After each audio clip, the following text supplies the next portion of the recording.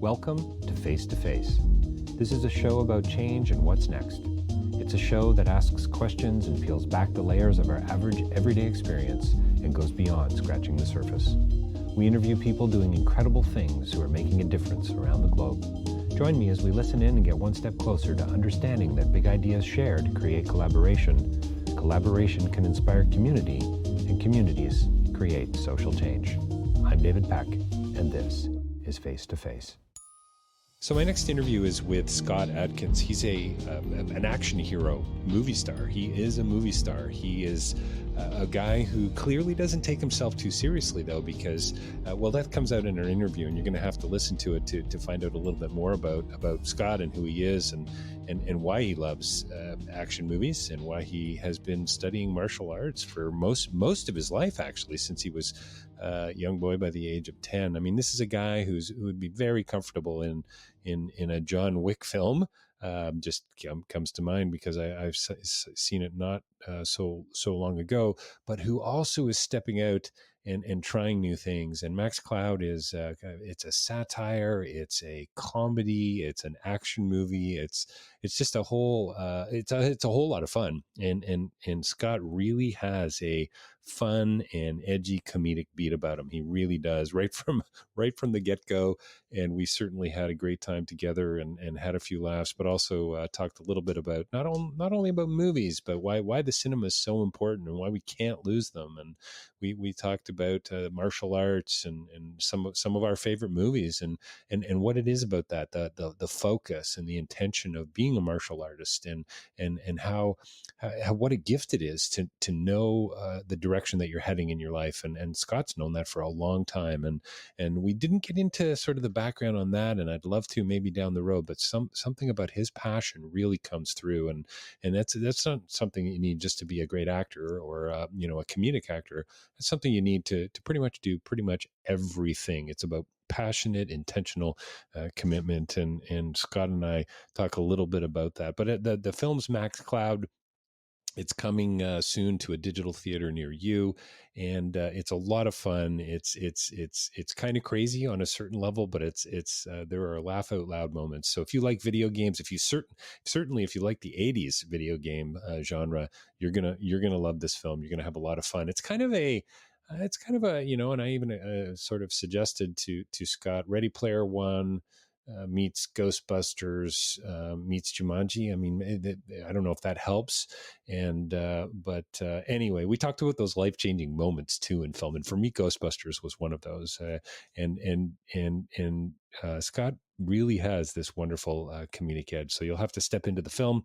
I hope you'll step into our interview. And again, if you like what we're doing here on Face to Face, and I hope you do, and I hope you are enjoying our interviews and our conversations along the way, please like us on YouTube, sign up for the email. We would really appreciate an iTunes review. That would go a long way. But even subscribing for us on YouTube as well, with a like, with a thumbs up, would be significant. So please, if you wouldn't mind stepping in, I'd appreciate it. Check us out, facetofacelive.ca, davidpecklive.com. You can get a copy of my book. You're going to see a whole new web page that's going to be positioned very soon, bringing all of my sort of websites, my consulting and my podcasting and my public speaking together under one umbrella, davidpecklive.com.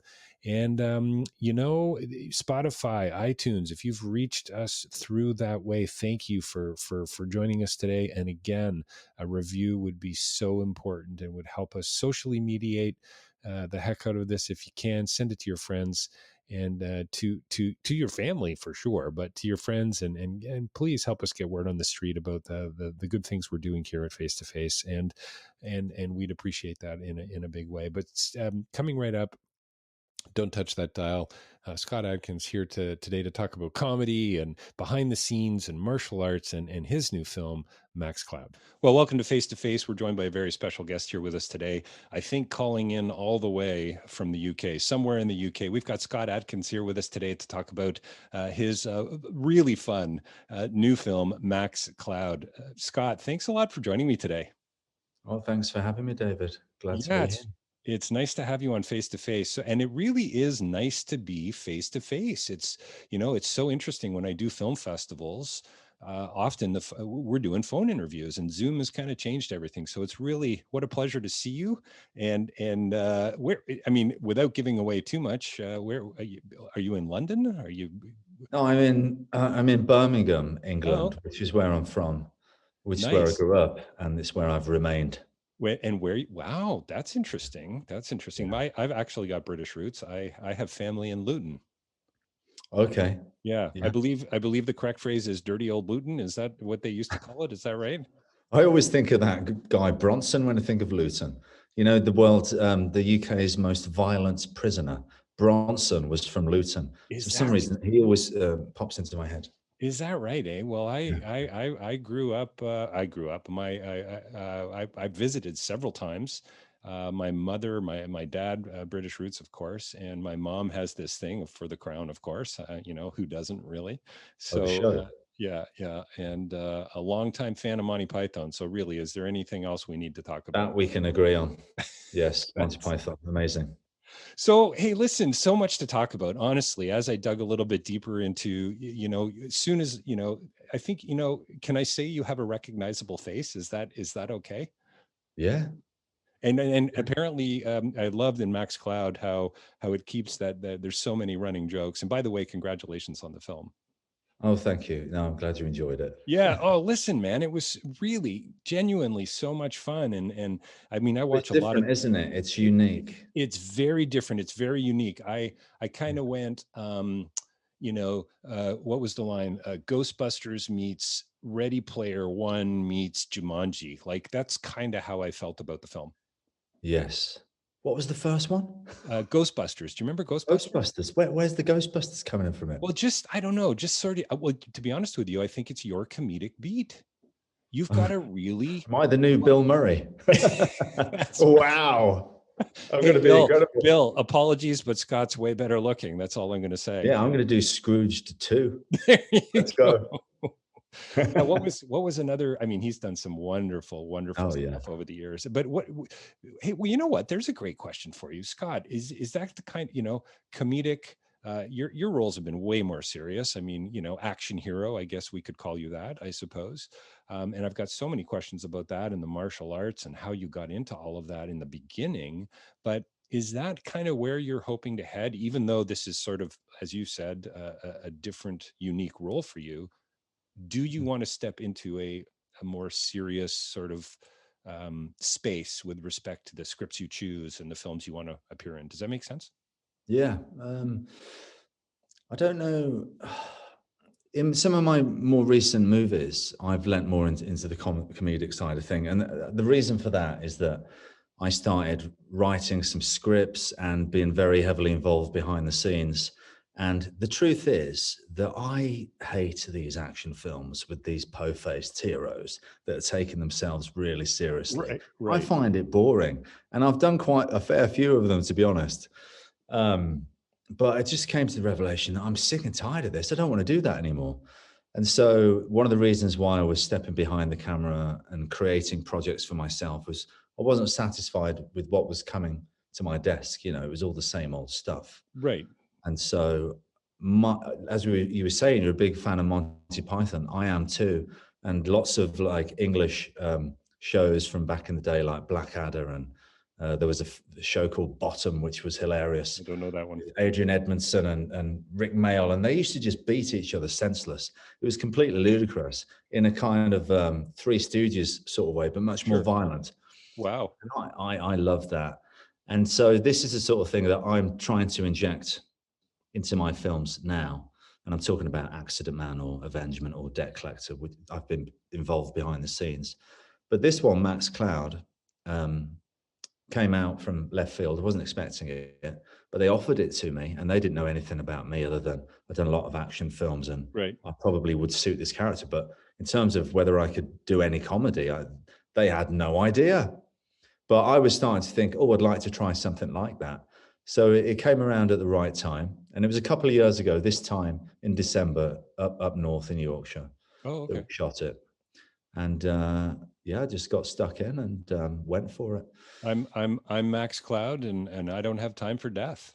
I mean, That was my opening line. that was Yeah. your opening line. I mean, this is the, it's, you know what I love, and you don't know me well enough to know, and I hope you spend some time checking out the podcast, and I hope your listeners do too, face to face. But I always try to look for, kind of a deeper meaning, peel back some layers, and Yeah. I love, I love that your character, you superhero for sure, satire for sure, but still, you come out with some pretty meaningful statements. And I think that's a pretty beautiful philosophical notion. I'm here. This is who I am. And you know what? I don't got time for death. I'm stepping into the present in every possible way. There you go. Well, you have to talk to the writers about that because that was not one of my improvised lines. Oh, tell me some more about improvisation. So would you be the life of the party? Would you be the were you the class clown as a youngster? Definitely the class clown. I don't know. Life of the party, no. I mean, it's weird because we've all got dual sides, haven't we? But Sure. it's kind of like I don't want the attention on me, but I'm happy to have the attention on me. It That's depends who I'm with or how I'm feeling. But obviously, acting, you've got to put yourself out there to some degree. But when I was a kid, I was extremely shy.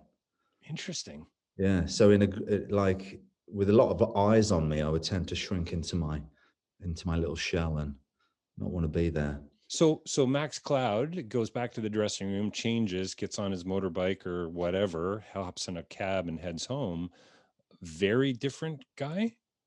Are you goofing around with the taxi driver, or are you Oh yeah, I'm goofing around. I'm a different guy now that I'm older, but when I was younger, I could be myself with my family and friends. Sure. But if I was in an environment where I didn't feel comfortable, I would like get very shy and withdrawn into myself. Now, as an actor, that was a problem because you're putting yourself out there in front of people and Of, you're meant to be the life of the party, but of that was a course. difficult thing for me to overcome. But Yeah. I think I've figured it out now, so I can be myself more often than not. So Scott, I've spent a bit of time on the stage, and I remember an electrician. Actually, I'm an electrician by trade, construction Oh yeah. electrician, as crazy as that sounds. And he was a former theater director, and he came to see my act. I was a magician, and afterwards he said to me, "You know what, David? You need to take some dance. Oh, yeah. You need to break out. You need to open up a little bit on stage and just loosen up." I'd love to hear about your history, martial arts. It got me thinking about some of my favorite films, and I know you're kind of, you say you're kind of done with that, but I'd love to hear about how that's kind of, I don't know, connected you to a different path, or you know um, how has it impacted how you act, and I mean, clearly it's impacted your daily life, but that deeper sense of meaning, I guess, is what I'm wondering about. And I did take some dance. I took Ray's advice. I took 2 classes and I bailed. But believe it or not, it was jazz. Believe it or not, I do believe it helped me just ever so little.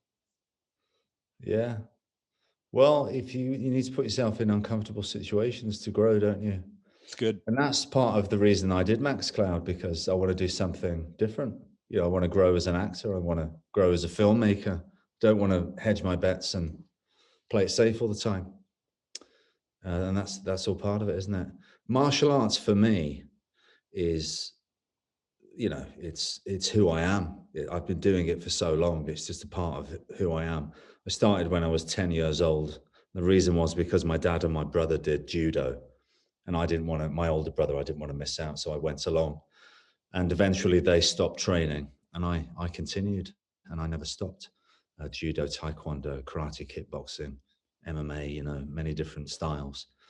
But I was always really, I've been obsessed with 2 things in my life: martial arts and movies, and I love them equally, and acting, which are classed under movies. So it's not like I was a martial artist that decided, oh, I might get into the film business. I'll give this acting a go, see if I can become the new Van Damme. It was always martial arts and movies. That's what I want to do. And of course, you put it together, you're making martial arts films. So I was very fortunate, actually, that as a young kid, from a very early age, I knew exactly what I wanted to do, and I had tunnel vision, and my blinkers were on, and I wasn't going to listen to any sort of sense from anyone. No, I was going to become an Scott, action guy. that tunnel vision, that intentionality, was that you, or was that partially some of your love and your desire and the martial arts training coming out as well? I mean, I've never trained. My son did some fencing, be about the closest. Watching those guys, the discipline is crazy, right? Yeah, I can imagine. Yeah, I mean, I don't know what it is in terms of why I wanted to do what I do, but I just know that I wanted it passionately, and it was clear Mm. to me that that's what I wanted. And I consider that to be a gift, to be honest, because I don't think a lot of people really know that clearly what they want to do. Yeah, no, it's true. It's absolutely true. So you knew at a very young age. Did you have was there that one film that you saw? For me, it was, how old was I? I'm giving away my age here, but who cares? Was 77. I saw Star Wars, and honestly, I haven't been, I haven't been the same since, right? No, Like, yeah, right? changed you. Yeah. Well, yeah. I mean, look, if any film's going to change you, man. Yeah. I mean, for me, Star Wars was there as I grew up. I Sure. don't remember seeing it for the first time. Right. I remember going to watch Return of the Jedi at the cinema. I don't know if I did that with Empire Strikes Okay. Back. I Okay. can't remember Empire Strikes Back at the cinema, but I do remember those Ewoks.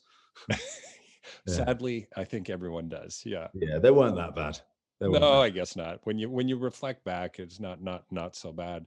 What was do you have a memory of that first martial arts film? Was it Bruce Lee? Was it Jackie Chan? I mean, for me, it was Police Story, probably, that I saw, and I just went, "Whoa, what did I just watch here?" I remember Enter the Dragon Oh being, yes, Bruce Lee's out there, and I would catch Enter the Dragon on late at night. Obviously, violent film, but I would, let my dad would let me watch it. But vividly, in England, Jackie Chan didn't really arrive on the scene until I was around, I don't know, it was like maybe 1990 or something like that. oh wow, I'm okay, sure you could, if you were into Hong Kong movies and you were in on the scene, you would have known about it. But for me, just a kid going to the video store, the Jackie Chan thing didn't happen until after Van Damme. So when I saw Bloodsport, that was the film that I vividly remember seeing that movie and then calling my mom in and saying, "Mom, I know what I want to do with my life. I want to wow, do what that guy does." that's hilarious. What was your mother's reaction? Oh, great, yeah, Oh, that's good. Okay. Do you want some peas with your chips? I didn't, she probably didn't pay much attention, I'm sure. yeah. Thought He'll that, grow out of it. yeah. Not only does my son want to become a martial artist, he wants to get into acting. This is terrific. Where did we Well, go I think she wrong, was right? just happy that I wasn't saying I want to be a stuntman anymore. So tell me a little bit more about Max Cloud and the what was it like? I mean, it must have been an awful lot of fun on set. Reading those lines on page and then actually delivering them in a fun and comedic way is a whole other art, it seems to me. Yes, well, I was worried that we were perhaps having too much fun at times because the director, Martin, would definitely, he would promote a fun, light set because, you're making a comedic type of film. It's no Sure. good being serious. So it was very, there was room to improvise and try things and, know that not everything's going to work and just feel free enough to be able to just try some things out and not everything has to be a slam dunk. And that was the vibe. But sometimes it would get out of control. I mean, I can remember like, dirty jokes being said and, just stuff that was never going to possibly make the Right. finished movie. We were taking the piss. But, it was a lot of fun. It was a lot of fun. And I loved working with all the actors and I they're bet. very funny and very talented. Were you able to have a screening together or not so much? No, no, no. Maybe if there wasn't the pandemic, we would have done. But But it would be very interesting to me, the community that you develop. There's a couple years that passes. You've done all these other projects. You come back together to watch this crazy film that you did. You weren't even sure how it was going to turn out. And yeah, well, it can be a nerve-wracking experience oh sometimes. yeah, I Sometimes you don't want to be watching it with anyone. that's Right. right. And you never know when you're watching it for the first time. Yeah, Like sometimes you go to these big premieres and there's a lot of people there and the press and there's all this, and then the fanfare, y- and you've not seen the movie, and you think, am I still in the movie? Am I good in the right. movie? Did they even cut You me know, out? Did they include me? Yeah, I heard exactly. somewhere yeah. Uh, Terrence Malick, it just comes to mind. Can't remember. I'm sure he wouldn't be too thrilled me bringing it up, but Adrian Brody was a huge part of the film. And then when it Which came time film? to Thin Red Line, Okay. Thin Red Line, and he was supposed to be like the main character. And then when it came to the film, I think he only has a couple of minutes on screen time. Well, You so know, did they give him a heads up? I don't even think they gave him a That's heads what I up. find crazy. It, Like, I heard the same thing about Frank Grillo in Minority Report. oh, I don't okay. know if it's true, but he's in that movie and he's hardly in it. Apparently, he had a much bigger part, and apparently he didn't find out until he got to the premiere. You think, come That's on, that's kind. let me know at least. Let me know at least. That's pretty crazy. It's Yeah, interesting. and that is not an isolated story. It happens a lot. It I've heard it about many people. Yeah, you got to wonder if that's just a lack of generosity or if they're just, I don't know, just so busy they're not even thinking Yeah, that way. But still, it's pretty insensitive, it seems to me. But I yeah, was reading Christopher Nolan has really come out against who is it, Warner Brothers, I guess, on this yeah. HBO movie thing. And but the thing that sticks with me is it really apparently came out of left field. Like all these actors and directors didn't have any idea, and it seems kind of crazy. So Yeah. I mean, I love the cinema, you must too, but I love seeing the film up on the big screen, right? The heck with the small screen. I can't wait to get back to the movie theater. Well, are they not shooting themselves in the foot in the long run?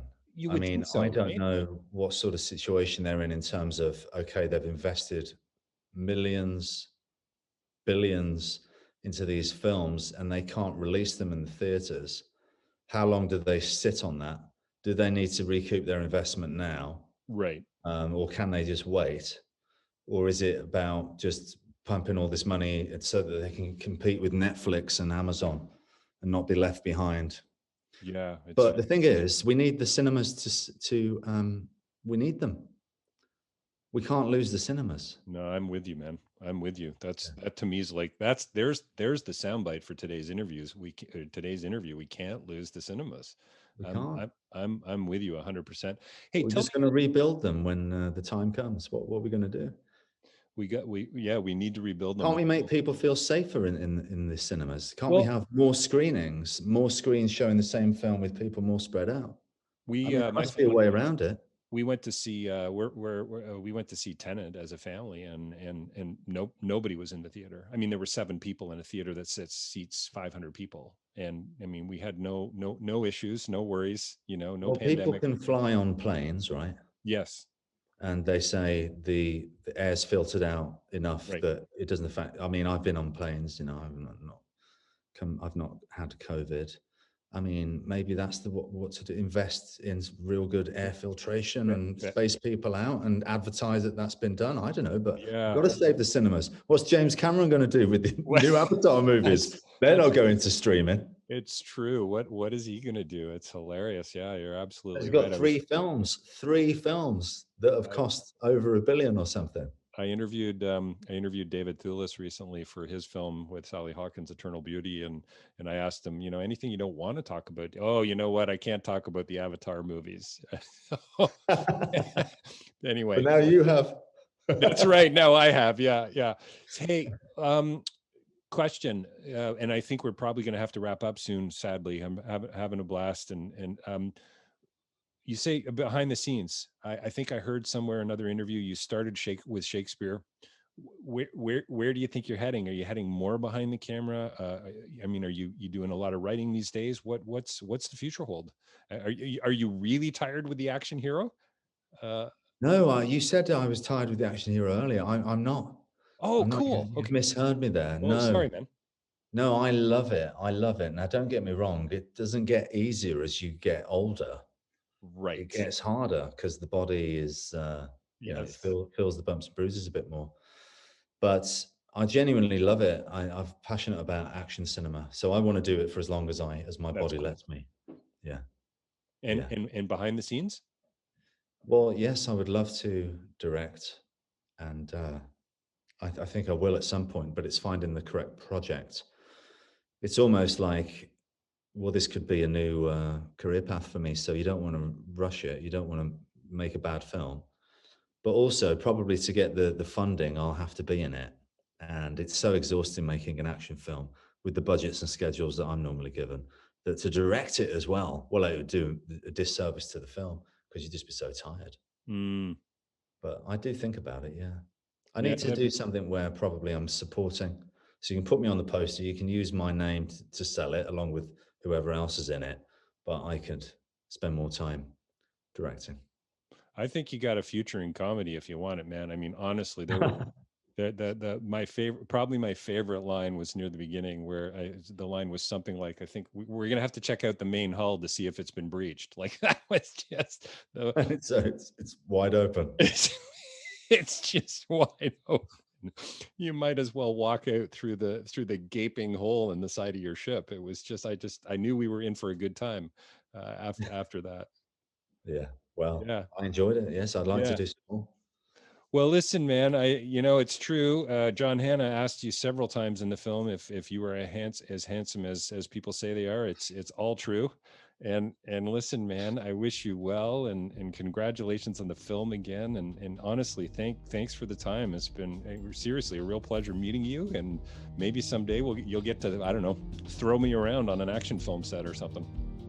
Be properly face to face. No, thank you, right. David. I really appreciate your time as well. It's been a pleasure. Thanks, Scott. All the best.